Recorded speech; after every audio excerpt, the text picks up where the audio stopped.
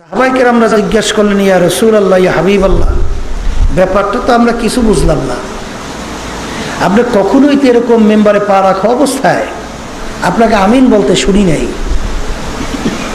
আল্লাহ রাসূল সাল্লাল্লাহু আলাইহি ওয়াসাল্লাম বলতেছিলেন যে জিবরাইল আলাইহিস সালাতু ওয়াস সালাম আসছে, আয়েশা আমাকে বলতেছেন, ইয়া রাসূলুল্লাহ, ইয়া হাবিবাল্লাহ, যে রমজান মাস পাইল, রমজান মাস পাইয়াও যদি তার গুনাহ মাফ করাতে না পারে, তার ধ্বংস হোক। তখন আমি বলছি আমিন, আল্লাহ আপনি কবুল করেন। এখানে ব্যাপারটা মনে রাখা লাগবে, জিবরাইল আলাইহিস সালাতু ওয়াস সালাম তিনি যে দোয়া করলেন, আচ্ছা বলেন তো, জিবরাইল আলাইহিস সালাতু ওয়াস সালাম নিজে ইচ্ছে করে দোয়া করার ক্ষমতা আছে? তাহলে দোয়া শিক্ষা দিয়েছেন কে? তাহলে দোয়া শিক্ষা দিল স্বয়ং রব্বুল আলামিন। করাইলেন কার মাধ্যমে? ফেরেশতাদের সরদার, সম্মানিত ফেরেশতা জিবরাইল আলাইহিস সালাতু ওয়াস সালামের মাধ্যম। আমিন বলাইলেন কার মাধ্যমে? সরদার দো জাহান মুহাম্মদুর রাসূলুল্লাহ সাল্লাল্লাহু আলাইহি ওয়াসাল্লাম। আল্লাহু আকবার। দোয়া করাইলেন আল্লাহ, মাধ্যম জিবরাইল আলাইহিস সালাতু ওয়াস সালাম। আমিন বলাইলেন আল্লাহ রসুলের মাধ্যমে। এই দোয়া কবুল হওয়ার ভিতরে কোনো সন্দেহ আছে? তিনটা দোয়া, এর ভিতরে একটা দোয়া কি? ইয়া রাসূলুল্লাহ, ইয়া হাবিবাল্লাহ, রমজান মাস পাইল, এই সুযোগ পাইয়েও যদি সে গুনাহ মাফ করাতে না পারে, তার ধ্বংস হোক। আল্লাহর হাবিব বলছেন আমিন।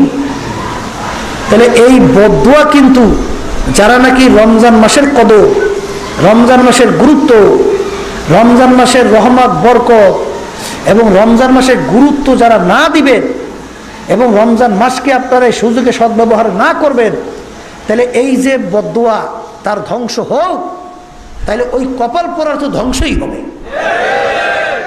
কথা ঠিক কিনা? এই জন্য আল্লাহ রাব্বুল আলামিন আমাদেরকে সুযোগ করে দিয়েছেন, আল্লাহর খাস মেহেরবানি, আমরা রমজান মাস পাইয়ে গেছি।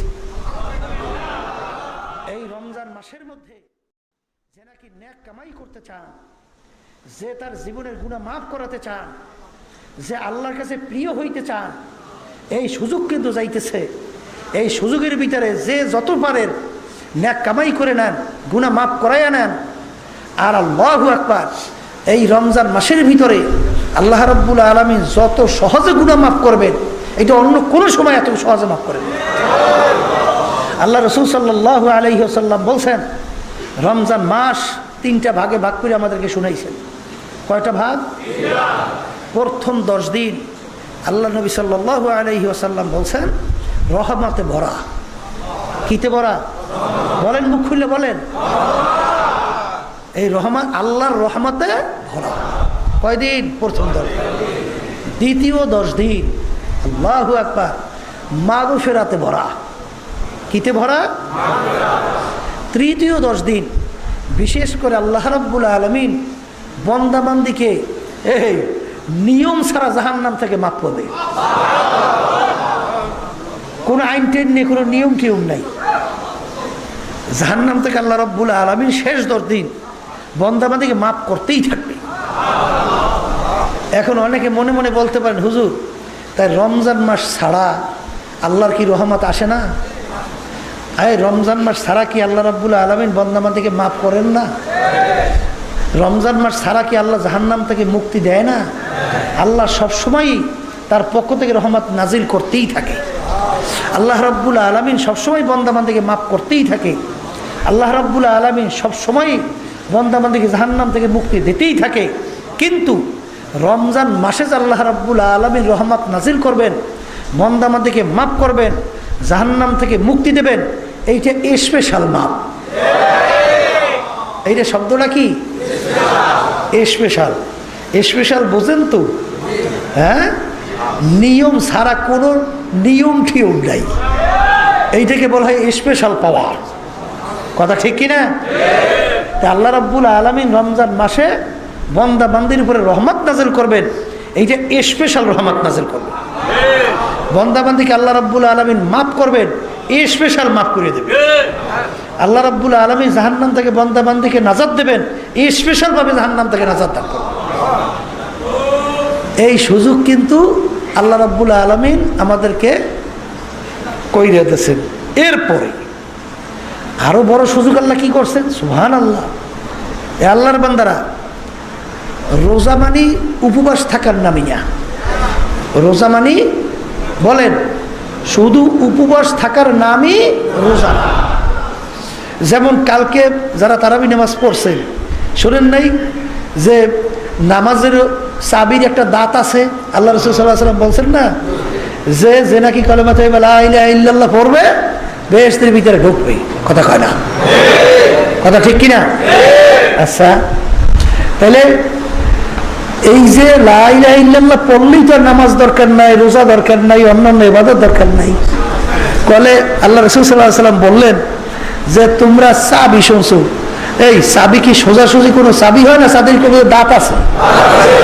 দাঁত ছাড়া কি তালা খোলে? তাইলে কলেমা ইমানের কতগুলো দাঁত আছে? ইমানের কতগুলো কি আছে? এই দাঁতগুলো হলো নামাজ, রোজা, আল্লাহর হুকুম, ফরজ, পর্দা, এই ধনী হয়েছে হজ যাকাত আদায় করা, এই বিভিন্ন বিভিন্ন এইগুলো কি চাবির দাঁত, অর্থাৎ কলেমার দাঁত। দাঁত ছাড়া যেরকম নাকি চাবি তালা খুলবে না, এরকম ভাবে কলেমার আপনি বেহেশতের ভিতরে যে আপনি ঢুকবেন, এই ঢোকার জন্য তালা খুলতে হইলে, অর্থাৎ কলেমা পড়লেই আপনি বেহেশতের ভিতরে ঢুকবেন, তাহলে ওই দাঁতও লাগবে, চাবির কি লাগবে? দাঁতও লাগবে। ঠিক ওইভাবেই নামাজ পড়ছেন, নামাজেরও কিন্তু কতগুলো দাঁত আছে, যে বলে কথা ঠিক আছে। আবার রোজা রাখছেন, রোজার উপরে কতগুলো দাঁত আছে, কথা বলেন। এইভাবে আপনি অন্যান্য যে ইবাদতগুলো করেন, সেই ইবাদতগুলো কতগুলো কি আছে? দাঁত আছে। যেমন রমজান মাসে খালি উপবাস থাকার নামই রোজা না, এই রোজা রাখতে হলে আর দাঁত আছে কতগুলো। কি দাঁত আছে? হাতের রোজা, জবানের রোজা, চোখের রোজা, কথা বলে না কেন? প্রত্যেকটা অঙ্গ প্রত্যঙ্গের কিন্তু একটা রোজা আছে। আপনি আজকে পেটকে শুধু খাবার পানি থেকে কি রাখছেন? বিরত রাখছেন। হাতকে আপনি জুলুম থেকে বিরত রাখবেন না, কথা বলেন। হাতকে আপনি বিভিন্ন খারাপ কাজ থেকে ফিরিয়ে রাখবেন না। এই আপনার জবানটা আছে, আপনি জবানকে বিভিন্ন অশ্লীলতা কাজ থেকে, গুনার থেকে ফিরিয়ে রাখবেন না, না শুধু উপবাসী থাকবেন? হ্যাঁ, আপনার চক্ষু, আপনি যেই চক্ষের নজরের মাধ্যমে হারাম হয়, গুনাহ হয়, তার থেকে ফেরত রাখবেন না। এইটার নাম কি? রোজার দাঁত। এইটার নাম কিসের দাঁত? রোজার দাঁত। আপনি কানকে বিভিন্ন অশ্লীলতা, বিভিন্ন হারাম, গিবত, শিকায়েত, বিভিন্ন মিথ্যা, বিভিন্ন যে বদনাম, এই যে ব্যাপারাদি থেকে কানকে হেফাজত করবেন না? আলহামদুলিল্লাহ। তাইলে আপনি পেটকেও আপনি খানাপিনা থেকে কি করলেন? বিরত রাখলেন। হাতকেও বিভিন্ন অন্যায় কাজ থেকে বিরত রাখলেন। আপনি জবানকে বিভিন্ন অশ্লীলতা থেকে বিরত রাখলেন। কানকে আপনি বিভিন্ন খারাপ যার মাধ্যমে গুনাহ হয় এর থেকে কি রাখলেন? বিরত রাখলেন। চোখকে আপনি বিভিন্ন যার মাধ্যমে গুনাহ হয় এর থেকে কি রাখছেন? বিরত রাখছেন। আলহামদুলিল্লাহ। এইভাবে যদি আপনি সব কিছু গুছাই গুছাই রাখতে পারেন, এর নাম হইল মূলত রোজা। কথা ঠিক না? এখন এই যে কান গুনার থেকে ফিরিয়ে রাখা, চোখকে গুনার থেকে ফিরিয়ে রাখা, জবানকে গুনার থেকে ফিরিয়ে রাখা, এই যে বিভিন্ন যে আপনার রোজার দাঁত, এইটা রমজান মাসে আল্লাহর কুতুব ফজলুল করিম রহমাতুল্লাহি আলাইহি এই যে তালিম তরবিয়তের ব্যবস্থা করে গেছেন চরমনাইতে, এখানে থাকা অবস্থায় আপনার যত সহজ এই আমল করা, যত সহজ করা, এইটা কিন্তু অন্যত্র করা এরকম সহজ না। যেমন আপনি যদি বাহিরে থাকেন, রাস্তার ভিতরে চলতেছেন, আপনার ইচ্ছা নাই, তারপর আপনি দেখবেন বিভিন্ন গান বাজনা আপনার কানে আসতে থাকবে।